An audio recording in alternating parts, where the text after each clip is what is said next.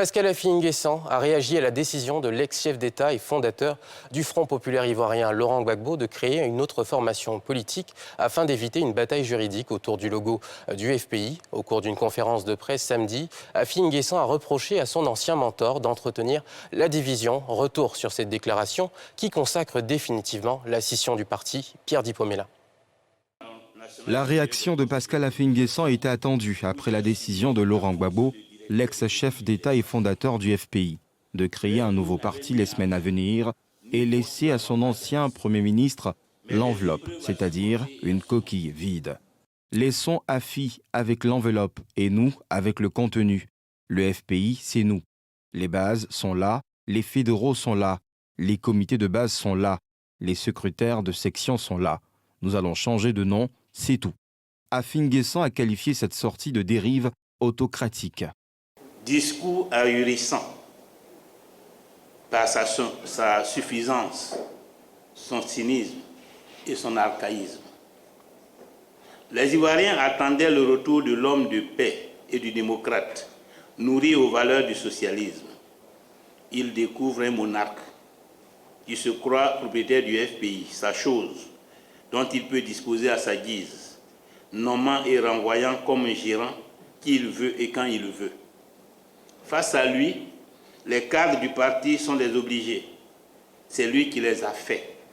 Les militants n'ont aucun droit et les textes du parti n'ont aucune importance. La rupture est consommée au Front populaire ivoirien. Cette division, selon Dr Sylvain N'Guessan, est un épiphénomène en politique et presque tous les partis significatifs ont connu ces tribulations. Ce n'est pas la première fois qu'il y a une scission dans un parti politique ivoirien. Au temps du RD, on a vu toutes les scissions autour des années 2000. Le PDCI également a connu des tentatives de scission. C'est autour du FPI de connaître, bien avant ça, il y a eu les Blé Charles, Awad Domelo qui ont tenté de créer leur formation politique, donc ce n'est pas vraiment nouveau. Encore disons pour ce qui est de ces trois grandes formations politiques que je viens de citer. Ensuite, M. Laurent Gbagbo, le faisant, ne viole pas la Constitution. Donc, attendons de voir les tests de ce nouveau parti, leurs valeurs fondamentales, pour savoir s'ils enrichissent le débat politique en Côte d'Ivoire ou alors s'ils nous font régresser.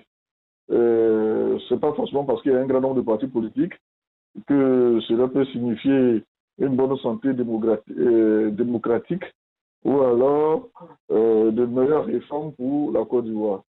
Le FPI, créé par Laurent Gbagbo dans la clandestinité en 1982, est divisé depuis 2015 avec, d'un côté, un FPI légal, reconnu par la justice ivoirienne, dirigé par Pascal Affi-N'Guessan, et de l'autre, une dissidence plus radicale appelée GOR, c'est-à-dire Gbagbo ou rien.